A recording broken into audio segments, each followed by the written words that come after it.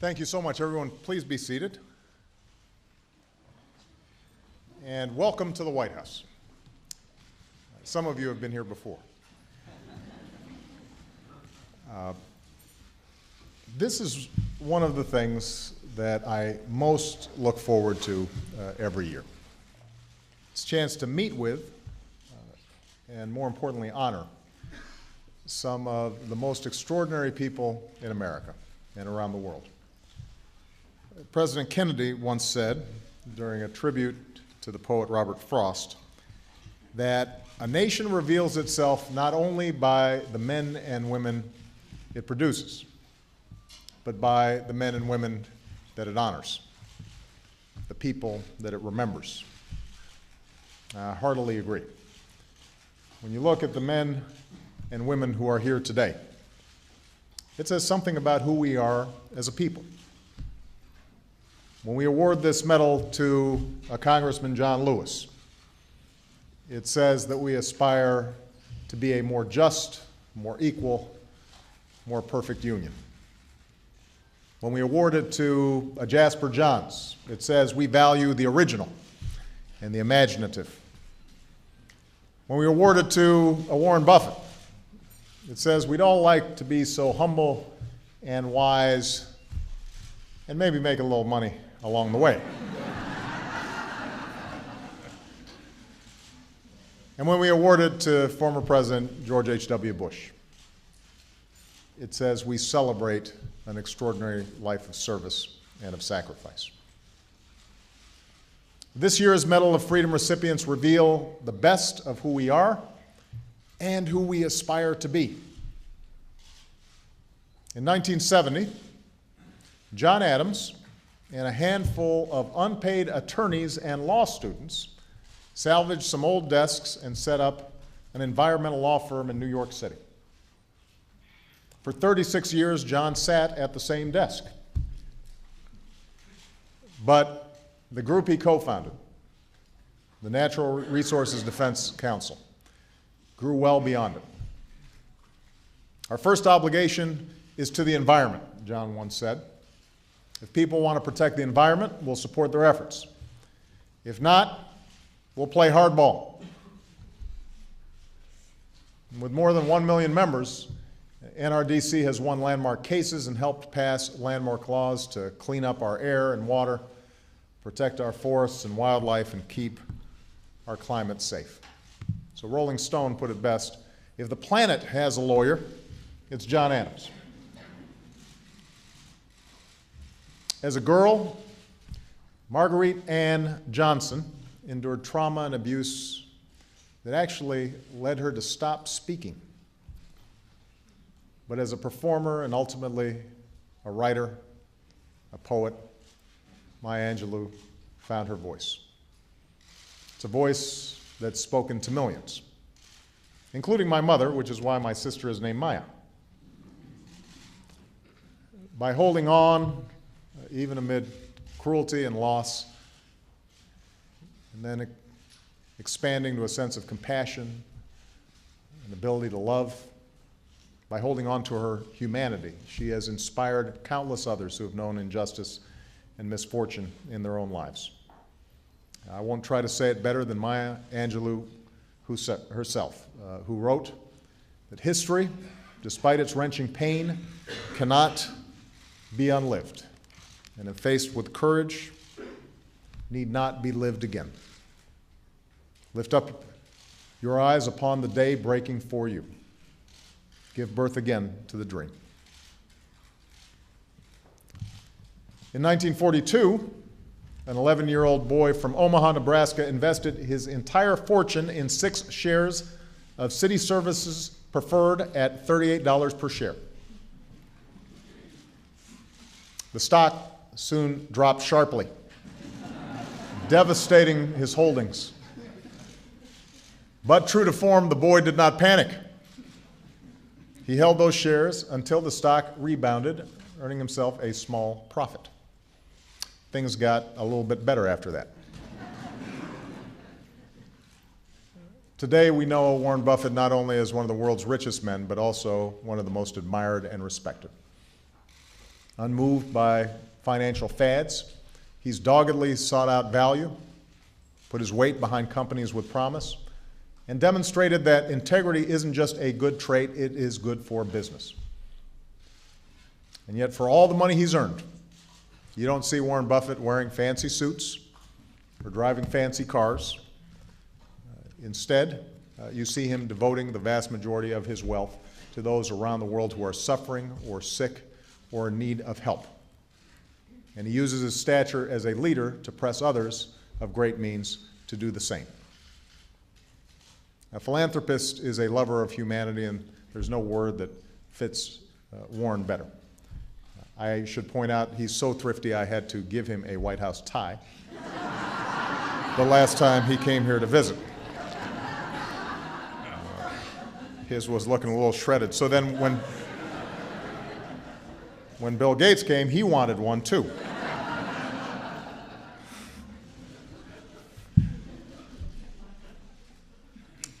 It has been noted that Jasper John's work, playing off familiar images, have transfixed people around the world.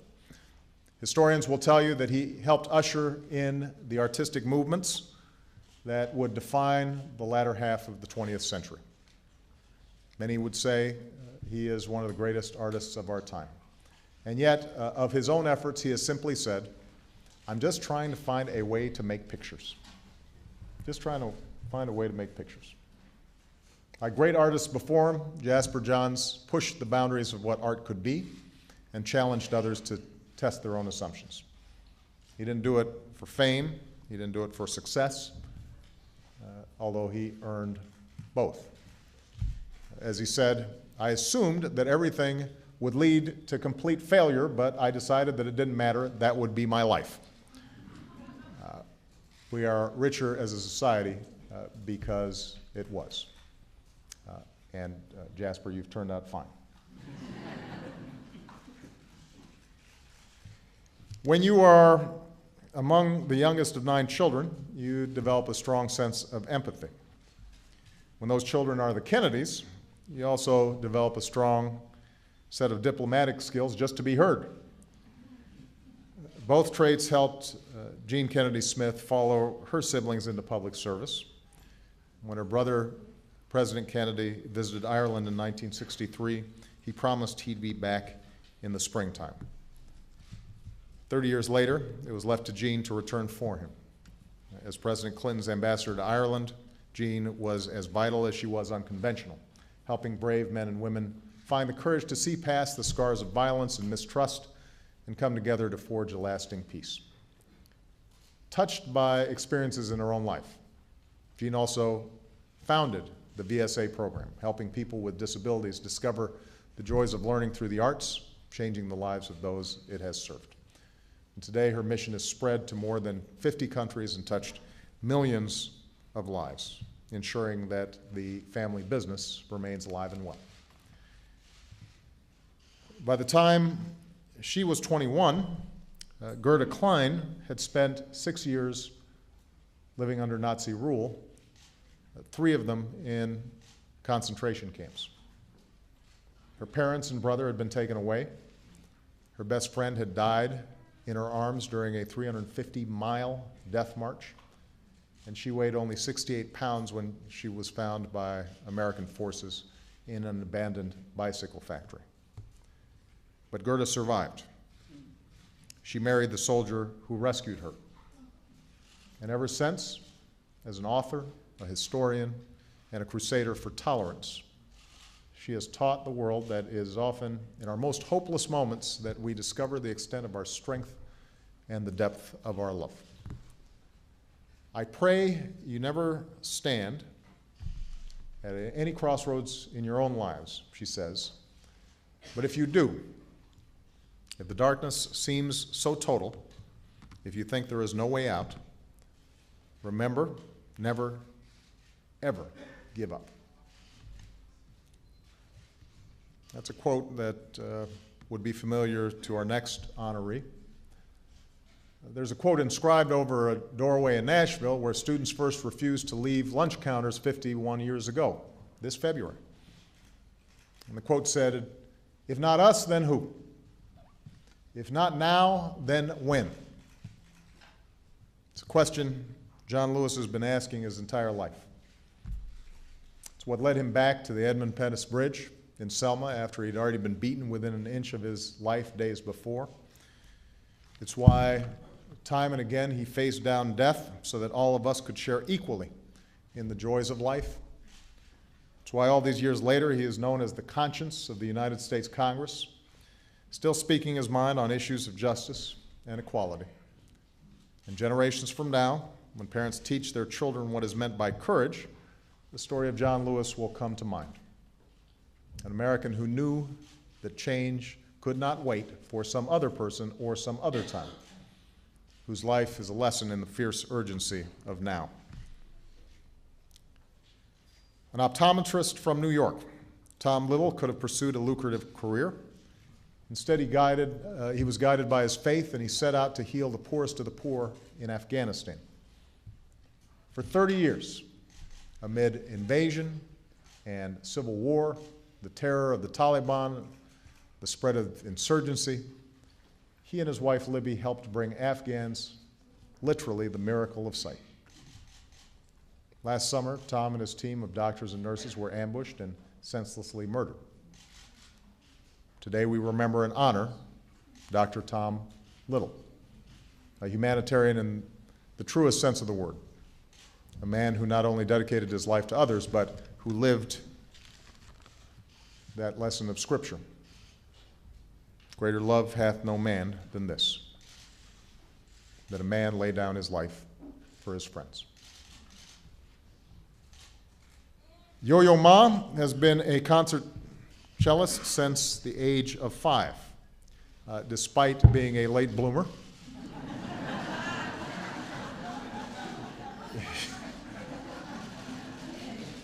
He went on to record over 75 albums and win 16 Grammys, which means I'm only 14 behind him.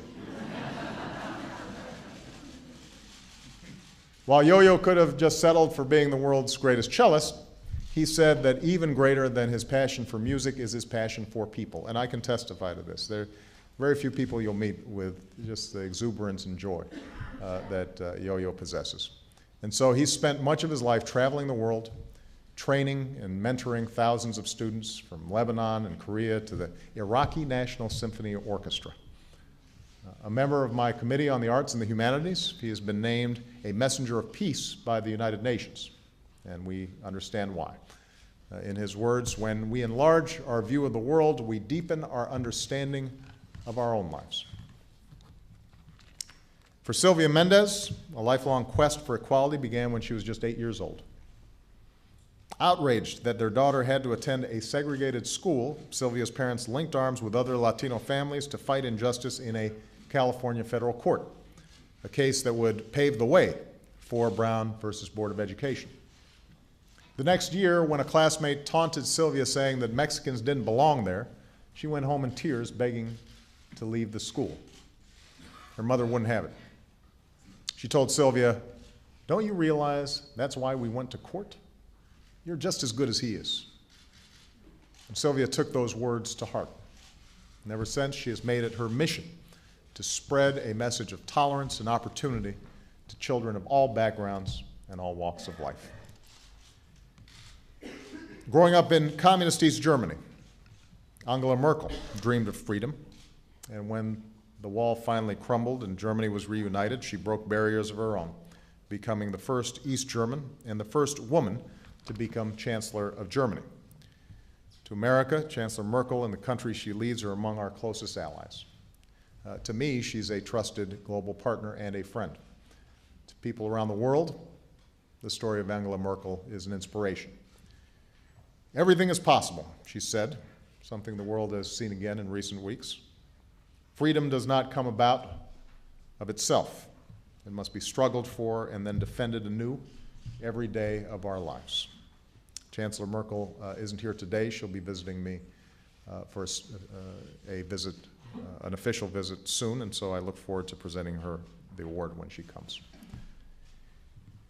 Stan Musial. His brilliance, could come in blinding bursts, hitting 5 home runs in a single day's doubleheader, leading the league in singles, doubles, triples, and RBIs over a single season, 3 World Series, first ballot Hall of Famer, worthy of one of the greatest nicknames in sports, Stan the Man. My grandfather was Stan, by the way, so I used to call him the man too, Stan. Stan Musial made that brilliance burn for 2 decades. Stan matched his hustle with humility. He retired with 17 records, even as he missed a season in his prime to serve his country in the Navy. He was the first player to make, get this, $100,000.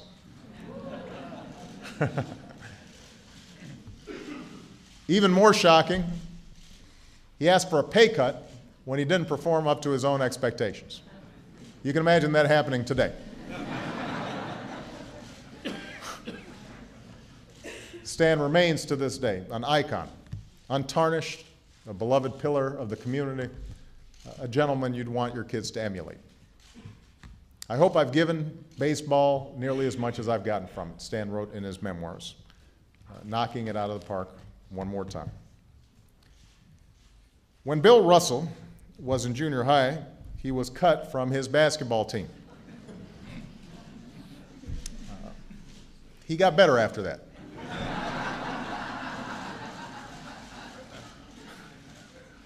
He led the University of San Francisco to 2 championships.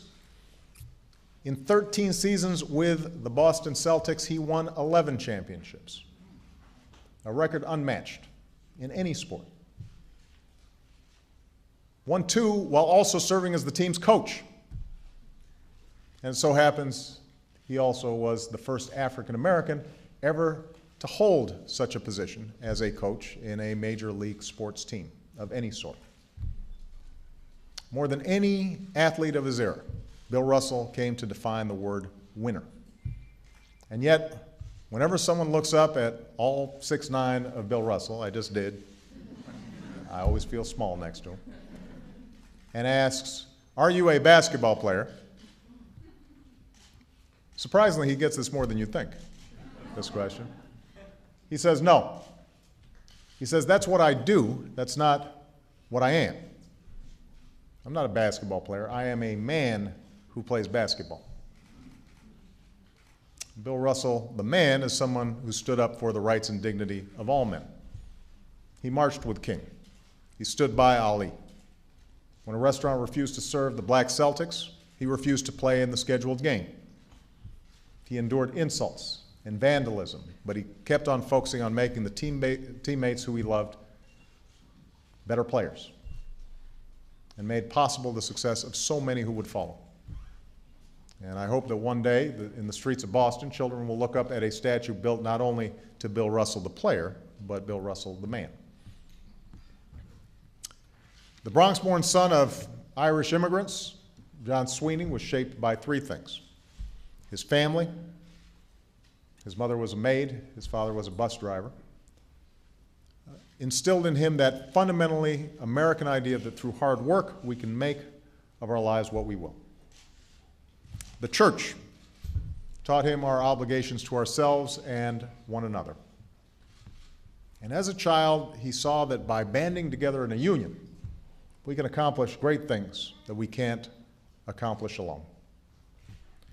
John devoted his career to the labor movement, adding working folks to its ranks and fighting for fair working conditions and fair wages. As the head of the AFL-CIO, he was responsible for dozens of unions with millions of working families. So family, faith, fidelity to the common good. These are the values that make John Sweeney who he is, values at the heart of the labor movement that has helped build the world's greatest middle class.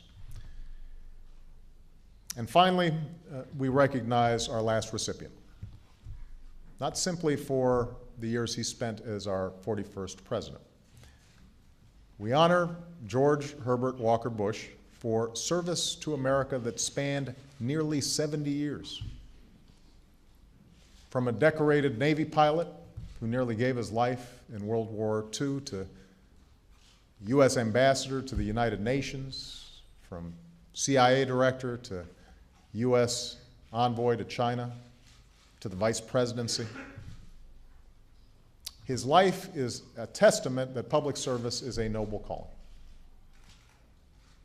As president, he expanded America's promise to new immigrants and people with disabilities. He reduced nuclear weapons. He built a broad international coalition to expel a dictator from Kuwait. When democratic revolution swept across Eastern Europe, it was the steady diplomatic hand of President Bush that made possible an achievement once thought impossible: ending the Cold War without firing a shot. I would add that, like the remarkable Barbara Bush, his humility and his decency reflects the very best of the American spirit. Those of you who know him, this is a gentleman, inspiring citizens to become points of light in service to others, teaming up with a one-time political opponent to champion relief for the victims of the Asian tsunami, the Hurricane Katrina. And then, just to cap it off, well in the 80s, he decides to jump out of airplanes. Because, as he explains, it feels good.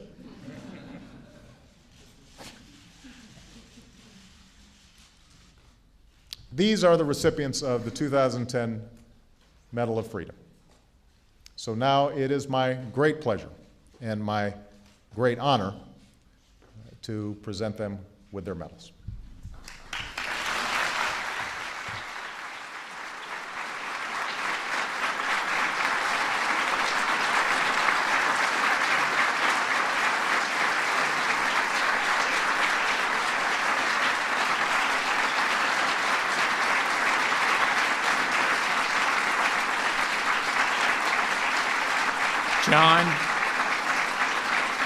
John H. Adams. John H. Adams.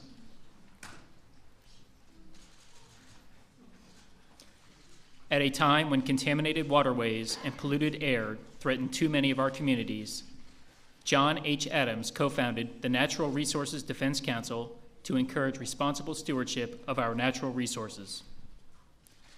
A staunch defender of the wonders of our planet, he served as executive director and later as president of the NRDC, challenging Americans to live up to our responsibilities to leave something better to our children with an urgency matched by few others. John Adams' decades-long commitment to safeguarding the earth has left our air purer, our water cleaner, and our planet healthier for generations to come.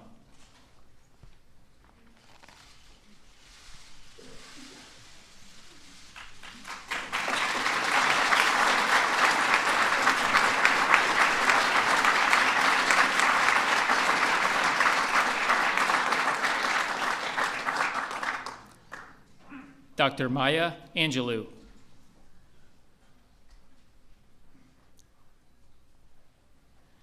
Out of a youth marked by pain and injustice, Dr. Maya Angelou rose with an unbending determination to fight for civil rights and inspire every one of us to recognize and embrace the possibility and potential we each hold. With her soaring poetry, towering prose, and mastery of a range of art forms, Dr. Angelou has spoken to the conscience of our nation. Her soul-stirring words have taught us how to reach across division and honor the beauty of our world.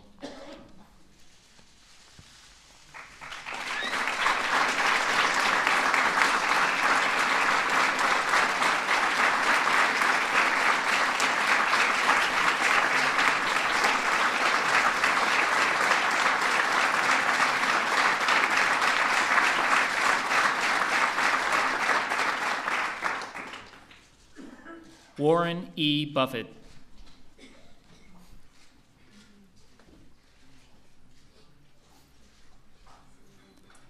As a world-renowned investor and philanthropist, Warren E. Buffett's business acumen is matched only by his dedication to improving the lives of others. He is a co-founder of the Giving Pledge, an organization that encourages wealthy Americans to donate at least 50% of their wealth to philanthropic causes. Warren Buffett's example of generosity and compassion has shown us the power of one individual's determination and inspired countless women and men to help make our world a brighter place.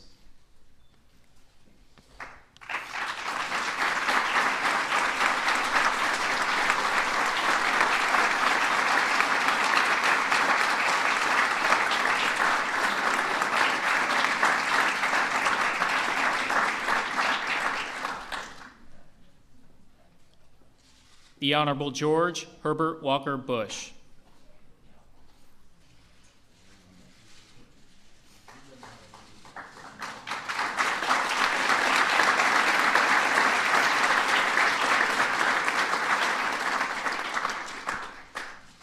From his time as a decorated Navy pilot to his years in the White House as the 41st President of the United States, President George Herbert Walker Bush has led a life marked by a profound commitment to serving others. As president, he upheld the American value of liberty during a time of renewal and promise. As a private citizen, he has united Americans in times of crisis, lending his tireless efforts to men and women whose lives have been upended by disaster.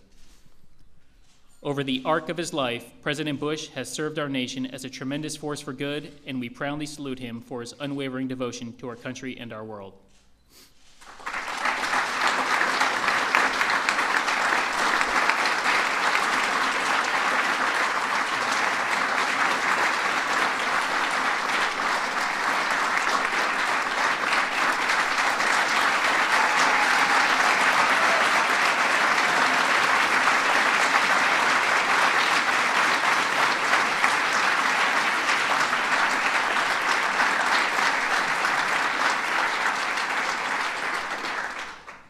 Jasper Johns.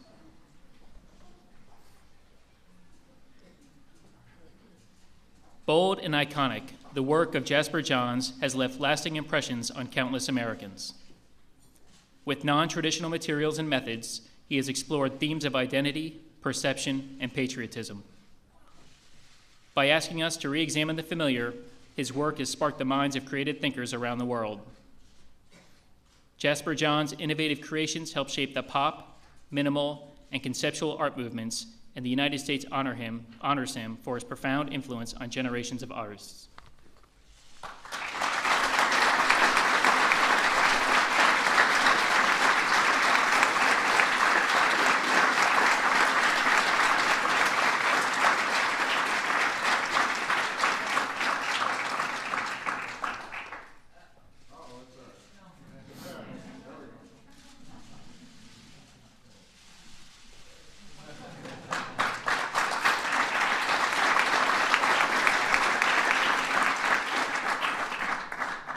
Gerda Weissman Klein.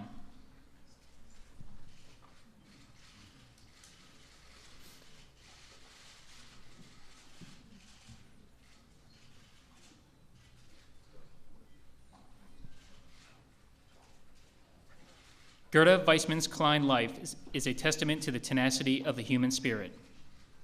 A Holocaust survivor, she was separated from her parents and sent to a series of Nazi labor camps. In 1945, she was one of a few survivors among those forced to undergo a 350-mile death march to avoid the progress of liberating Allied forces. From tragedy to triumph, she and her husband proudly started the Gerda and Kurt Klein Foundation to promote tolerance, respect, and empowerment of students throughout the world. By sharing her stories and encouraging others to see themselves in one another, Gerda Klein has helped to advance understanding among all people.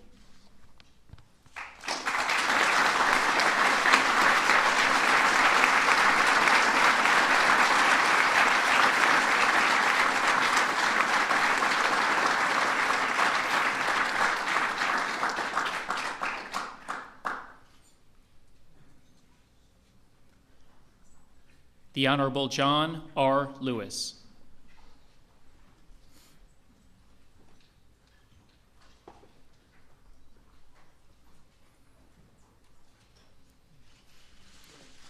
From his activism in the civil rights movement to his nearly 25 years in the House of Representatives, John R. Lewis has dedicated his life to shattering barriers and fighting injustice. The son of sharecroppers from Alabama, he rose with courage, fortitude, and purpose to organize the first student sit-ins and the earliest freedom rides. The youngest speaker at the 1963 March on Washington, a fearless advocate and a distinguished member of Congress, John Lewis has earned our lasting gratitude for a lifetime dedicated to the pursuit of equality and justice for all.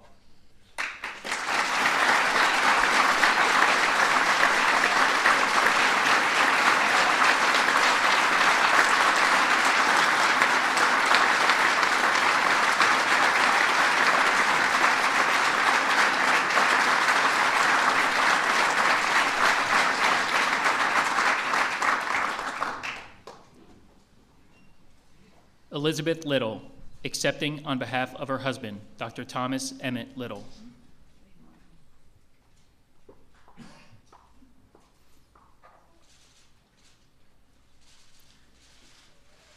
Dr. Thomas Emmett Little was an optometrist who devoted his life and skills to those in need. Starting in the 1970s, Dr. Little and his wife lived largely in Afghanistan in order to provide vision care to the people of that nation.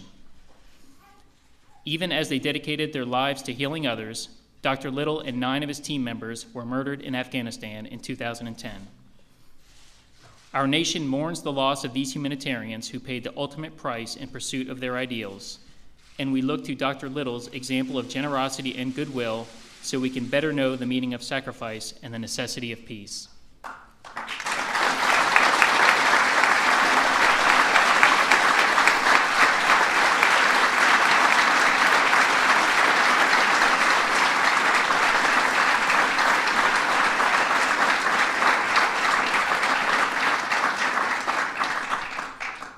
Yo-Yo Ma.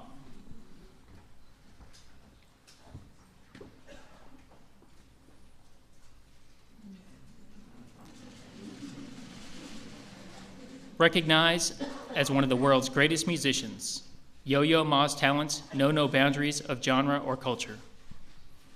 Since performing at the White House for President Kennedy at the age of 7, he has recorded more than 75 albums, won more than a dozen Grammy Awards, and established himself as one of our nation's most acclaimed and respected artists. His music has bound us together and captured our imagination, and the United States proudly honors this prolific cellist and ambassador for the arts.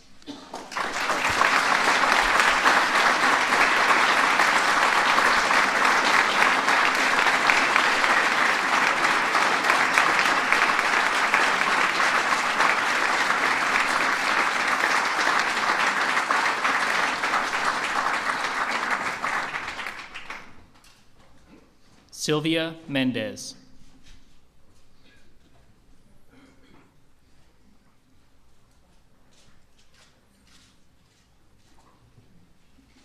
Sylvia Mendez was thrust to the forefront of the civil rights movement when she was just a child. Denied entry to the Westminster School because of her Mexican heritage, she sought justice, and her subsequent legal case, Mendez versus Westminster, effectively ended segregation as a matter of law in California. The arguments in that case catalyzed the desegregation of our schools and prevailed in the landmark case, Brown versus Board of Education, forever changing our nation. Today, Sylvia Mendez continues to share her remarkable story and advocate for excellence and equality in classrooms across America.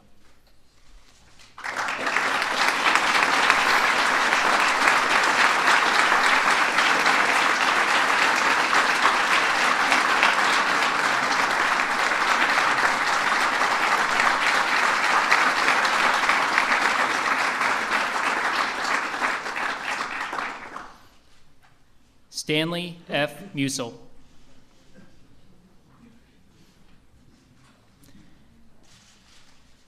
Stanley F. Musil represents the best of American sports icons. His name is synonymous with the St. Louis Cardinals, the team on which he played for his entire 22-year career. A perennial all-star and 3-time most valuable player, he won accolades as a player and championships as a teammate. Nicknamed Stan the Man Musil, he played the game with unrivaled passion, and his humility and decency remain a model for all young Americans to this day.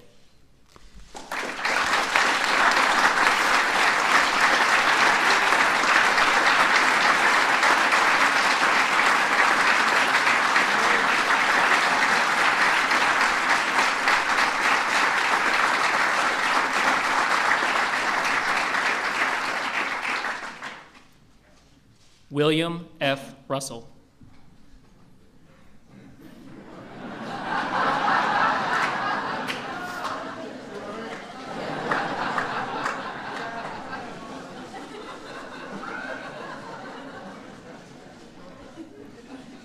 Basketball was a different sport before William F. Russell donned a uniform.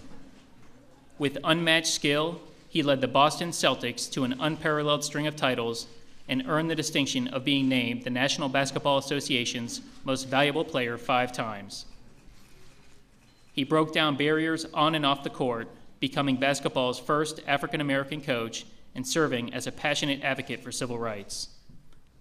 Bill Russell can reflect with pride on helping change the culture of a sport and the course of our nation.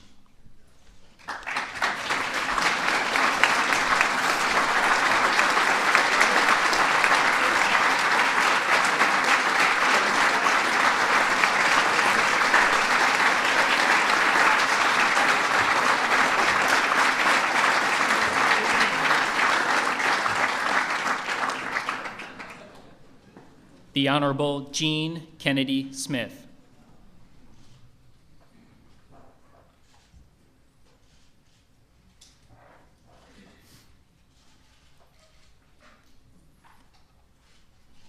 The 8th of 9 children to Joseph and Rose Kennedy, Gene Kennedy Smith joined the family business of helping her fellow Americans and improving our world.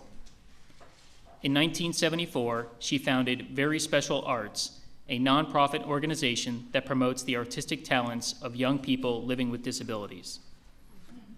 On the international stage, Gene Kennedy Smith played a pivotal role in the peace process in Northern Ireland while serving as the United States ambassador to Ireland. With intelligence, compassion, creativity, and grace, Gene Kennedy Smith has contributed volumes to her family's outstanding legacy of service to our country.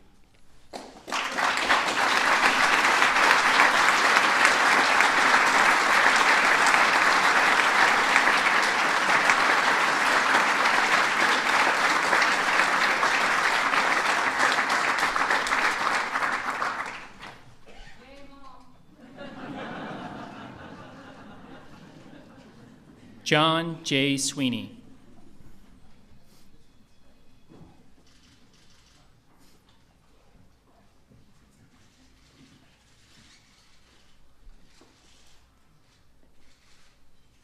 As a champion for the American worker, John J. Sweeney has strengthened our families, our economy, and our country. The son of Irish immigrants, he worked his way up in the labor movement, serving as president of the Service Employees International Union and president of the American Federation of Labor and Congress of Industrial Organizations, all the while reaffirming our nation's commitment to rewarding the enduring values of hard work and responsibility. The United States proudly honors John Sweeney for a lifetime of courageous service on behalf of working people.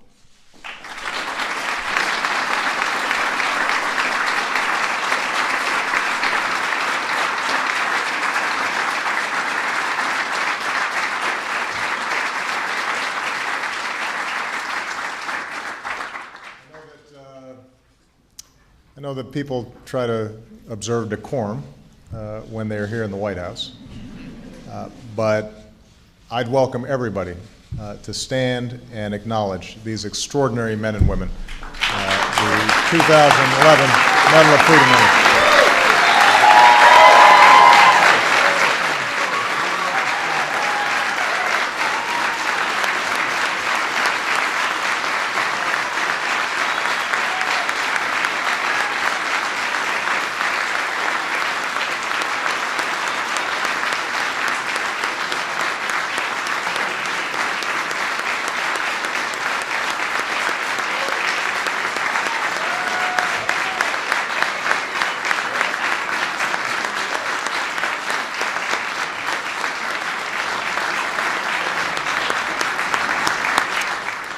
All right, everybody, now you can see why I love this day. And I hope everyone has a wonderful time during the reception. Thank you so much for your attendance. And again, to our honorees, thanks for setting such an extraordinary example for all of us. Thank you very much.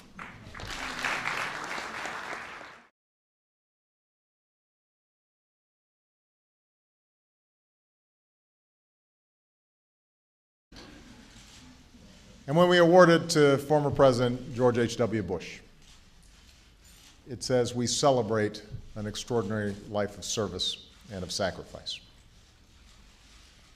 This year's Medal of Freedom recipients reveal the best of who we are and who we aspire to be. In 1970, John Adams and a handful of unpaid attorneys and law students salvaged some old desks and set up an environmental law firm in New York City. For 36 years, John sat at the same desk. But the group he co-founded, the Natural Resources Defense Council. Thank you so much, everyone. Please be seated. And welcome to the White House. Some of you have been here before. This is one of the things that I most look forward to every year. It's a chance to meet with, and more importantly, honor some of the most extraordinary people in America and around the world. President Kennedy once said, during a tribute to the poet Robert Frost, that a nation reveals itself not only by the men and women it produces, but by the men and women that it honors, the people that it remembers. I heartily agree. When you look at the men and women who are here today, it says something about who we are as a people. When we award this medal to a Congressman John Lewis, it says that we aspire to be a more just, more equal, more perfect union. When we award it to a Jasper Johns, it says we value the original and the imaginative. When we award it to a Warren Buffett, it says we'd all like to be so humble and wise and maybe make a little money along the way. Grew well beyond it. Our first obligation is to the environment, John once said. If people want to protect the environment, we'll support their efforts. If not, we'll play hardball. With more than 1 million members, NRDC has won landmark cases and helped pass landmark laws to clean up our air and water, protect our forests and wildlife, and keep our climate safe. So Rolling Stone put it best, if the planet has a lawyer, it's John Adams. As a girl, Marguerite Ann Johnson endured trauma and abuse that actually led her to stop speaking. But as a performer and ultimately a writer, a poet, Maya Angelou found her voice. It's a voice that's spoken to millions, including my mother, which is why my sister is named Maya. By holding on, even amid cruelty and loss, and then expanding to a sense of compassion and ability to love, by holding on to her humanity, she has inspired countless others who have known injustice and misfortune in their own lives. I won't try to say it better than Maya Angelou herself, who wrote that history, despite its wrenching pain, cannot be